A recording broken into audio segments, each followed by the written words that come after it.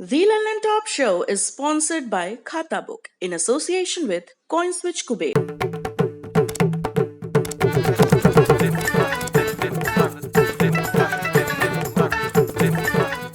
झंझट से मुक्ति, खाता बुक से दोस्ती। खाता बुक, बिजनेस हुआ इजी।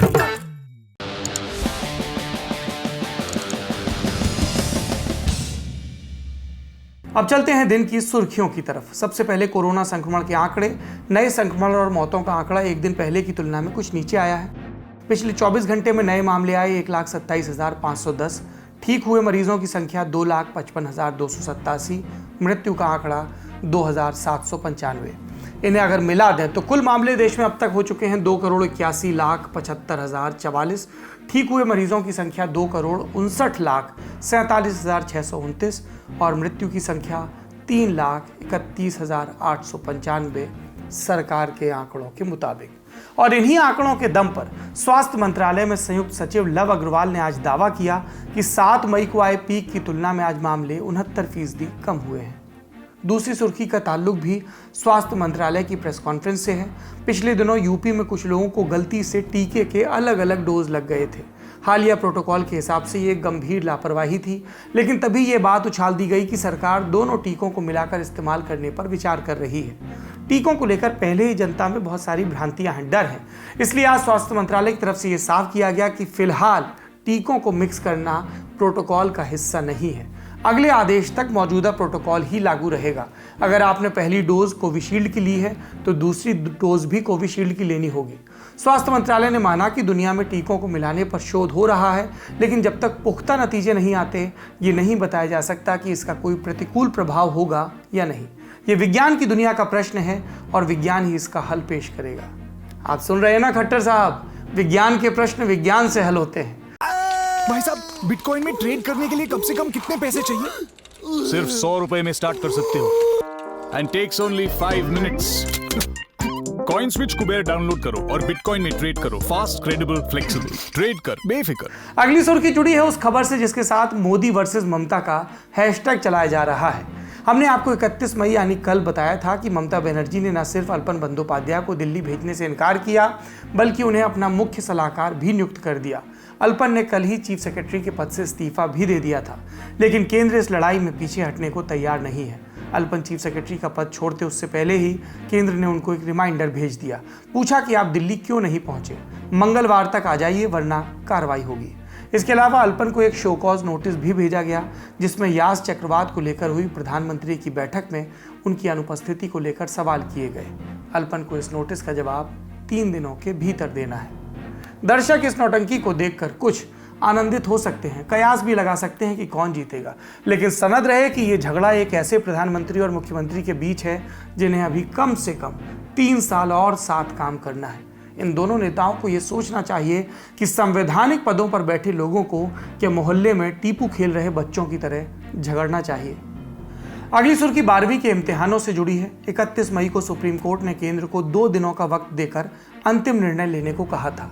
आज खबर आई कि इस फैसले को लेकर होने वाली बैठक में खुद प्रधानमंत्री नरेंद्र मोदी शामिल होंगे और बैठक आज ही हो जाएगी। फिलहाल ज्यादा जानकारी का इंतजार है, लेकिन सूत्रों का दावा है कि सभी राज्यों और स्टेक होल्डर से जो सुझाव मंगाए गए उसके आधार पर और वैकल्पिक समाधानों की सूची के आधार पर कुछ फैसला होगा। दर्शक जानते हैं कि केंद्र सरकार को 3 जून के रोज सुप्रीम कोर्ट को बताना है कि वो परीक्षा रद्द करेगी या नहीं और छात्रों के परिणाम किस फॉर्मूले के तहत घोषित किए जाएंगे। शिक्षा मंत्री रमेश पोखरियाल निशंक को भी इस मीटिंग में होना था, लेकिन वो पोस्ट कोविड बीमारी के चलते एम्स में भर्ती हैं। ताज़ा जानकारी ये है कि प्रधानमंत्री की अध्यक्षता में हुई बैठक खत्म हो गई है। इसमें केंद्र सरकार ने सीबीएसई की परीक्षा रद्द करने का फैसला लिया है। प्रधानमंत्री नरेंद्र मोदी ने कहा कि ये निर्णय छात्रों के हितों को ध्यान में रखते हुए लिया गया है। छात्रों का स्वास्थ्य और सुरक्षा बहुत महत्वपूर्ण है और इस पर सरकार कोई समझौता नहीं करने वाली है। छात्रों और अभिभावकों की चिंता का निवारण होना ही चाहिए। प्रधानमंत्री ने यह भी जोड़ा कि छात्रों को ऐसे तनाव भरे माहौल में परीक्षा देने के लिए बाध्य नहीं किया जाना चाहिए और सभी स्टेक होल्डर्स को छात्रों के प्रति संवेदनशील होना चाहिए। ये बात महत्वपूर्ण है। केंद्र ने अपने तहत आने वाले केंद्रीय माध्यमिक शिक्षा बोर्ड पर फैसला लिया है, लेकिन प्रधानमंत्री की बात यहां से आगे तक जाती है। सरकार ने सबसे ऊंचे स्तर से साफ इशारा किया है कि बाकी बोर्ड भी, जिसमें राज्य के बोर्ड हैं और दूसरे भी, इसी परिपाटी पर चलें। मतलब आईसीएसई परीक्षा करवाने वाले सीआईएससीई की बात करें तो उनसे भी यही अपेक्षा है कि परीक्षा रद्द की जाए। अब ये देखना होगा कि प्रधानमंत्री की बात का मान वो राज्य रखेंगे या नहीं, जो लॉकडाउन खुलते ही परीक्षा लेने पर आमादा है। रही बात सीबीएसई की, तो उसके परिणामों के लिए वेल डिफाइंड ऑब्जेक्टिव क्राइटेरिया की बात हुई है, यानी एक स्पष्ट फॉर्मूला जिसमें वस्तुनिष्ठता का ध्यान रखा जाएगा, माने कोई किसी पर भारी ना पड़े। हो सकता है कि सरकार पिछले साल वाले फॉर्मूले पर ही चले, वैसे अभी आधिकारिक ऐलान बाकी है। अब ये लगभग तय है कि सरकार 3 जून को सुप्रीम कोर्ट में पेश होने से पहले परिणामों को लेकर भी एक स्पष्ट नीति लेकर आएगी। अगली सुर्खी जुड़ी है नागरिकता के मुद्दे से।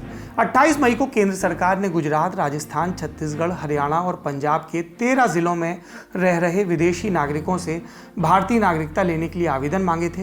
अफगानिस्तान, बांग्लादेश और पाकिस्तान से आए विदेशी नागरिक आवेदन दे सकते हैं, बशर्ते वो मुस्लिम ना हो। केंद्रीय गृह मंत्रालय ने यह आदेश सिटीजनशिप एक्ट 1955 के तहत 2009 में बने नियमों के तहत निकाला है। दिलचस्प बात यह है कि पुराने कानून के तहत जिस तरह का आदेश निकाला गया है वो 2019 में आए नागरिकता संशोधन कानून से हूबहू मेल खाता है।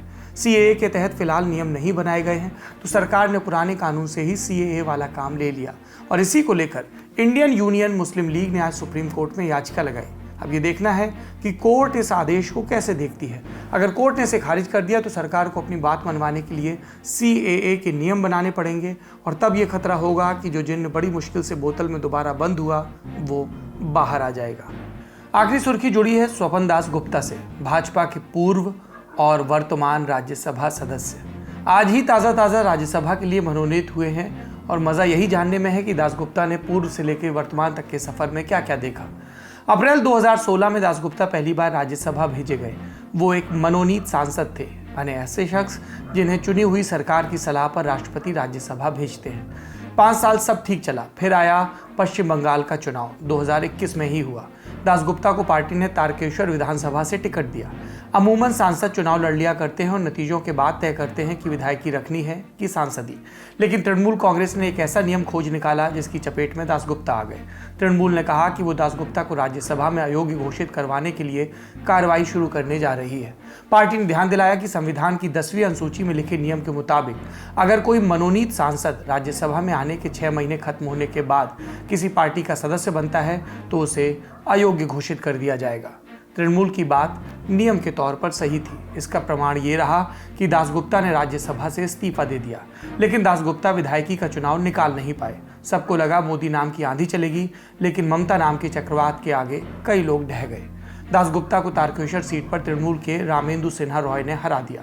लेकिन इससे पहले कि लोग दासगुप्ता के परिचय के साथ न माया मिली न राम का मुहावरा नत्थी करते, खबर आ गई कि महामहिम राष्ट्रपति ने दासगुप्ता को पुनः उस सीट पर मनोनीत कर दिया जो उनके इस्तीफे से खाली हुई थी।